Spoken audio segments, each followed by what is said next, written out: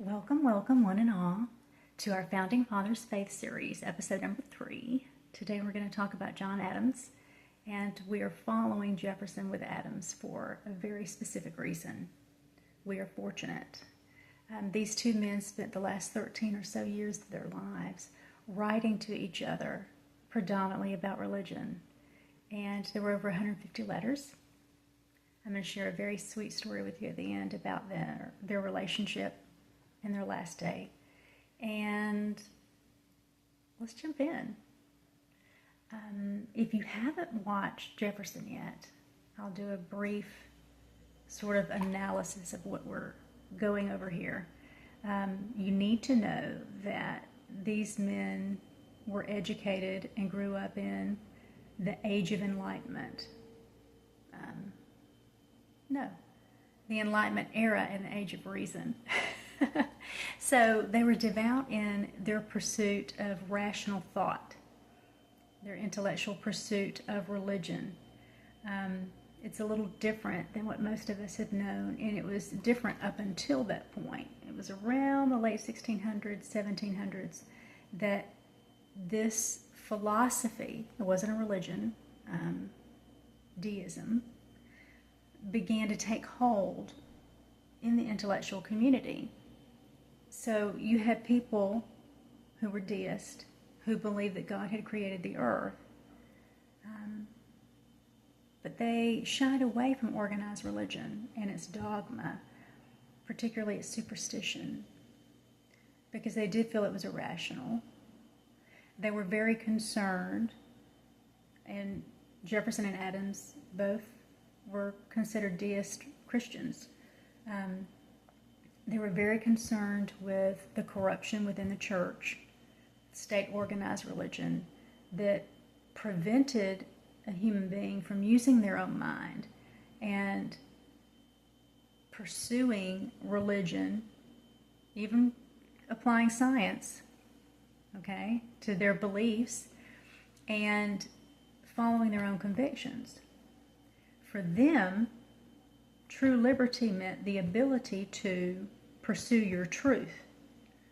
That truth being everything in your life, including your relationship with God.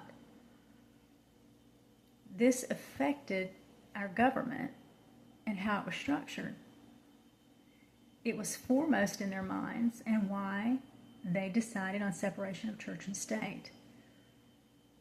Let's jump in to Adams. He differed in Jefferson in the fact that Jefferson began studying from his father's library at the age of 6. When you think of Adams, think of a little country boy who liked to be outside fishing and playing with a kite and looking at bugs and digging up worms. And it wasn't that he never read. It wasn't that he couldn't read. He just wasn't as passionate about it as Jefferson was. And his father tried to connect him with a teacher fairly early on. I'm going to guesstimate the age of 12. And Adams just didn't take to him. They didn't get along. Adams finally confronted his dad and said, just let me start being a farmer, because I'm not learning from this man. He's condescending. I don't get along with him. And so his dad, to his credit, connected him with a professor at Harvard. And at the age of 15, John starts attending Harvard and connects positively with a professor there. And this is when he starts studying religion and philosophy.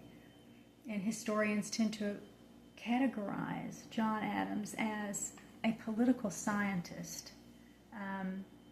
This is why he was so important in creating the structure of our government.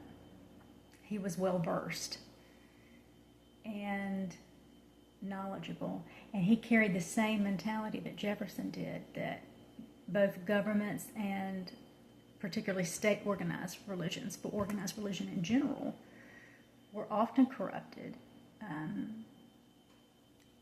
People used it to maintain their own power and to control the masses, and that was repulsive to these two men. They loathed that. So they came to this belief that combined deism with Christianity. Again, they identified as Christians because, and they wouldn't have called themselves deist. They refer to themselves in their writings as Christians. But their leanings were deists. They did not believe in the Trinity, the Holy Trinity, Father, Son, and the Holy Ghost. Neither one of them believed in the atonement, Christ dying on the cross for your sins. They both believed that Christ was the best moral teacher, that we're supposed to be good Christians, we're supposed to live according to Christ's teachings. And this is the most important part. They believed that you had to be virtuous to be a good citizen, that you had to have some form of religion to have a conscience, to do the right thing. But that religion didn't have to be Christianity, even though both of them believed that Christ's teachings were superior to all other moral teachings that they had ever studied. Okay. So let's jump in. I'm going to share quite a few quotes with you. Most of them are going to be from the letters to Jefferson, but there are going to be some others too, to give you an idea of what he believed personally and how he applied it to government. And you are going to see a theme of virtue and liberty throughout. All right, let's go. On June 21st, 1776, so this is just before the Declaration of Independence was written. Fun note, both Adams and Jefferson went back and forth trying to assign the other one writing the Declaration of Independence. No, you should do it. No, you should do it. But John's mentality was, I don't want somebody coming in and tearing up my script that I've written. And so Jefferson was more diplomatic in that regard. He saw it as, a community effort. So, yeah. I thought that was cute. Statesmen, my dear sir, may plan and speculate for liberty, but it is religion and morality alone which can establish the principles upon which freedom can securely stand. The only foundation of a free constitution is pure virtue, and if this cannot be inspired into our people in a greater measure than they have it now, they may change their rulers and the forms of government, but they will not obtain a lasting liberty. I'm going to read that to you again because I didn't do a good job. The only foundation of a free constitution is pure virtue, and if this cannot be inspired into our people in a greater measure than they have it now, they may change their rulers and the forms of government, but they will not obtain a lasting liberty. They had an extra comma in there, it was throwing me off. So, again, you're seeing this theme of if people cannot be virtuous, they cannot be good citizens, the liberty that we're fighting for won't last. This is repeated throughout his writings. Next quote.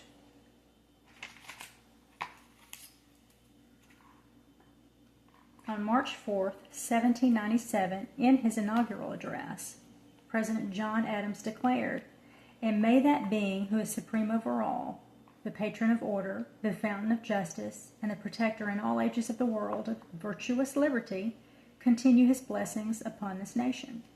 So you're seeing that he is accrediting God and a belief in God with virtuous liberty. He is associating God as a patron of order and a fountain of justice. So in his mind's eye, it's all connected. God is the great judge.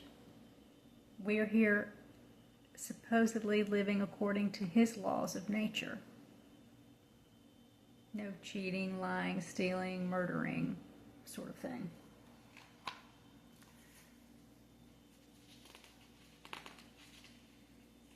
Something else he wrote, which I found interesting, was, "Our Constitution was made only for a moral and religious people. It is wholly inadequate to the government of any other." So, without virtue, and again, he says religious. people. He doesn't say Christian people. They're intentionally leaving that open in all of their writings, whether these be public writings, speeches, or private letters.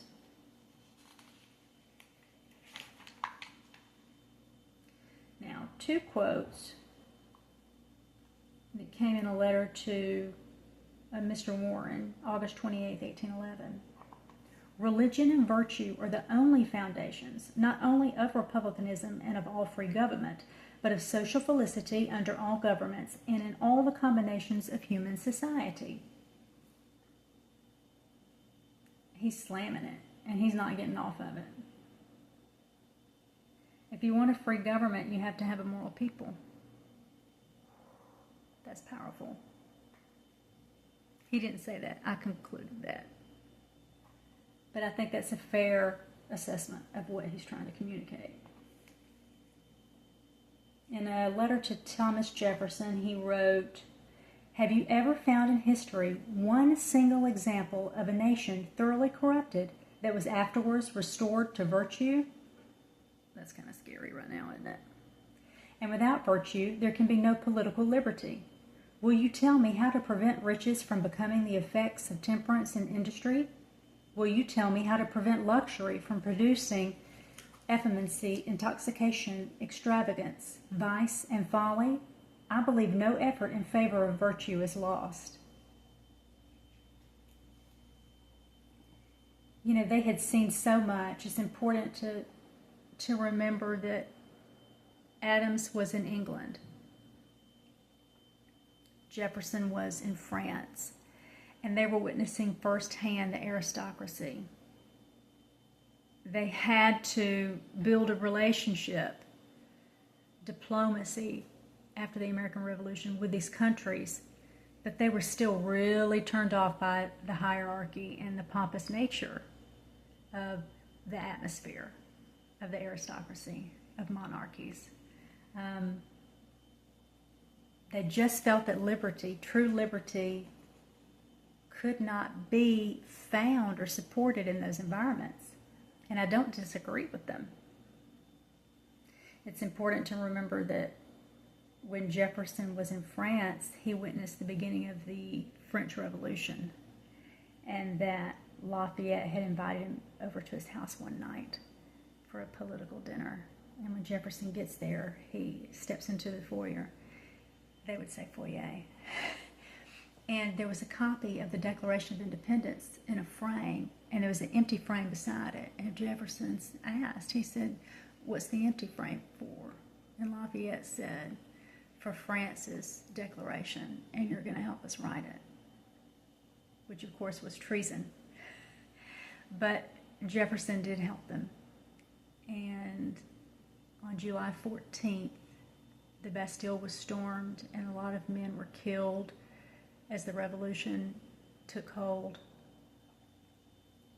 And Jefferson went out into the streets and was handing out gold coins to wives who were wailing because their husbands had just been killed in the streets.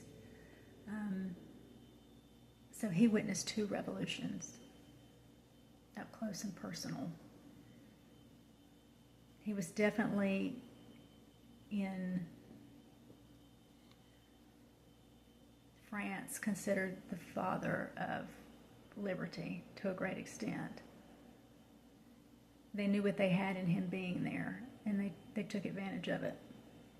And I'm not saying that in a derogatory way.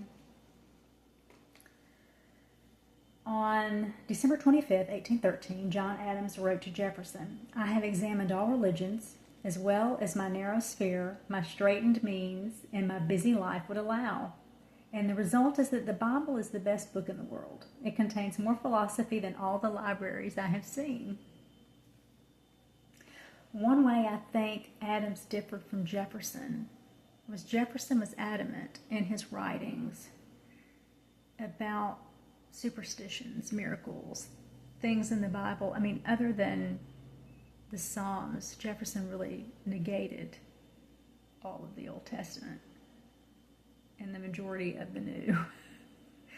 Matthew, Mark, Luke, and John was sort of his sweet spot, and Christ's teachings, you know. But Adams seemed to be a little bit more open in his views of the Bible being holy. I think Jefferson really dug it apart. If you want to know more about the Jefferson Bible, then go back and take a look at episode 2. But really interesting stuff. Adams wrote to Jefferson November 4th, 1816, "The 10 Commandments and the Sermon on the Mount contain my religion." Now, I think that's very telling in the sense that that's where he took his quote-unquote doctrine from. Those rules were what he lived by. The rest, formal doctrine, dogma, these men really abhorred. They had no interest. And they didn't mind publicly saying, "No, thank you."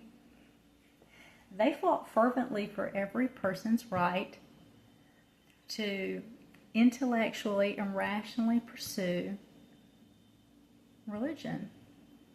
That's saying a lot. That's something we don't always see in our country nowadays. Everybody thinks they're right. You know? I think it was Jefferson that said, when we get to heaven, there's not going to be Baptists and Methodists and Presbyterians and Episcopalians. We're just all going to be God's children. I ad-libbed that, but you get it. I feel like because intellectually they were, how do I put this without offending, deeper than we are. I mean, they didn't have to have those 2 and 3 minute quick reads on social media to get their intellectual fix. They had lifelong pursuits of the truth and looking at past countries and societies and cultures and seeing when they screwed up and how they got it right, and they really tried to figure out the best way to make it work in a way that we don't. I feel like, myself included, we get lazy. And I had to go back in when I started researching this. It was a great reminder for me because I thought Adams was a Quaker. I was just so sure. I was like, man, every few years I need to go back into my history to be sure I'm not mixing up facts. What else can I tell you? Okay. This is going to be the last quote I'm going to read you. I think it's super sweet and a good close for them. In a letter to Jefferson, he wrote, I don't have the date, I apologize, but it was toward the end of their life, I know that you need and I shall meet in a better world, I have no doubt, than we now exist on the same globe. Reread. That you and I shall meet in a better world, I have no doubt, than we now exist on the same globe. If my reason did not convince me of this, Cicero's dream of Scipio and his essay on friendship and old age would have been sufficient for that purpose. But Jesus taught us that a future state is a social state when he promised to prepare places in his Father's house of many mansions for his disciples. So you can see the camaraderie that they had regarding faith and their religious beliefs, even though they greatly differed on some of their political views. One of my favorite stories of American history is the one I'm about to share with you.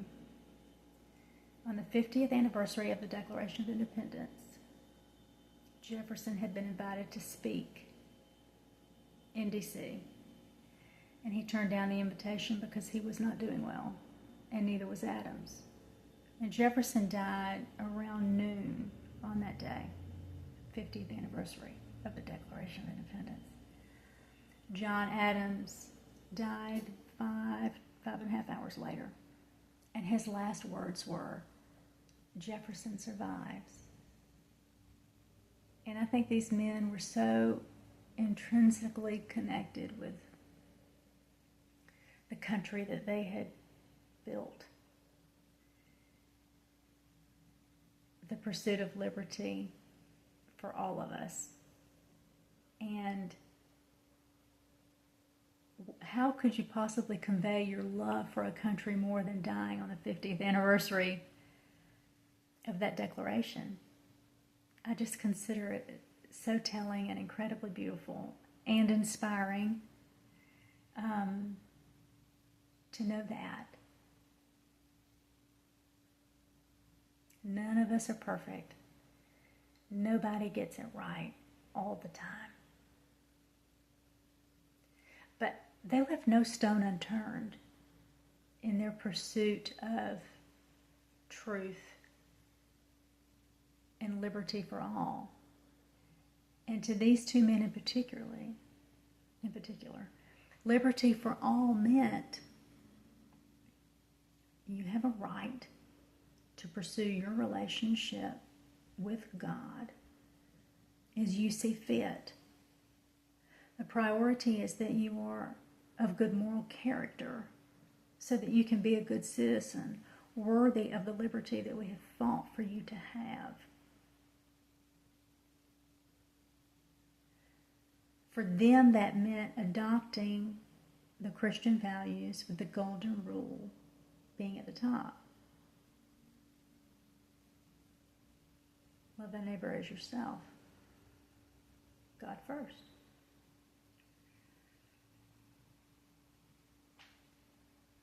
I don't think we have any right 250 years later to try to overturn separation of church and state. These men knew a heck of a lot better than most of us do the division that organized religion has caused, the wars that have been fought in the name of God that never should have been, for pursuit of power. They did not want us to end up with a corrupt government. They would be mortified to think that religion in the name of God were being used to control the masses. Because something I talked about with Jefferson last week was, in his mind, if you told a man what he was supposed to believe, I say man or woman, humankind, if you told an individual what they were supposed to believe, you immediately negated the authenticity of their relationship with God, because it was something that you had dictated to them, instead of them pursuing it authentically and genuinely through their own prayer and reflection. You were telling them what to believe and how to worship, where to be and at what time. I don't think that we can genuinely love each other if we're busy saying we're right and they're wrong. Because an important point both of these men have made is that we're all different. We've all had different life experiences, so our relationship with God is going to be different. We don't have a right to tell another human being what their relationship with God should be, or how they should love Him, or what they should think. It's such a personal thing. And liberty means they get to find that out for themselves. So here we are in our 250th year, living through a really tumultuous time, through what feels like the cusp of another revolution. And what are we going to do? I think one of the best things we can do is fully grasp the original intentions of our founding fathers. What did they mean? What did they intend? Because they did study more than we have. In a lot of ways, they were more knowledgeable than we are. And it never hurts to go back to the source in an effort to be sure we don't end up corrupted or losing it all. I don't mean to preach. I apologize. I'm just trying to discover for myself what we're all about here and piece together the best possible future we can have. It's kind of like the women's rights movement. A whole lot of people sacrificed a lot to ensure that we have freedoms and our children and their children have freedoms, and we don't want to screw it up now. Sometimes you have to take a long walk, reflect, study, figure out what matters and what doesn't, what's real and what isn't. Find your truth through your consciousness and act accordingly. Okay, that's John Adams. Next time we're going to do Madison. I'll see you soon.